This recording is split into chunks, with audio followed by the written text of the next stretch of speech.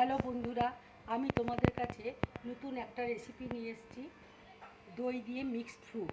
দেখো, আমি এখানে দই নিয়েছি, পেয়ারাকে ছোট ছোট করে কেটে নিয়েছি, পেঁপেকে ছোট ছোট করে কেটে নিয়েছি, আমকে দেখো এইভাবে কেটে নিয়েছি, আঙ্গুর আমি কেটে নিয়েছি ছোট করে, এখানে কলা রয়েছে, এখানে আপেল রয়েছে, এখানে খেজুর রয়েছে,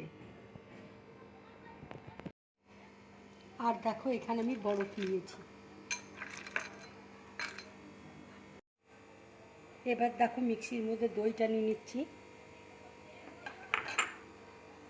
পেয়ারা নিলাম, আপেল নিলাম, কলা নিচ্ছি, খেজুর নিলাম, আঙ্গুর, আম, পাকা পেঁপে নিয়ে একসঙ্গে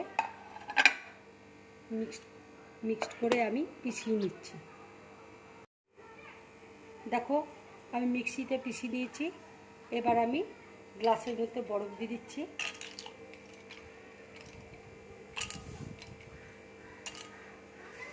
আর ফ্রুটটা দিয়ে দিচ্ছি।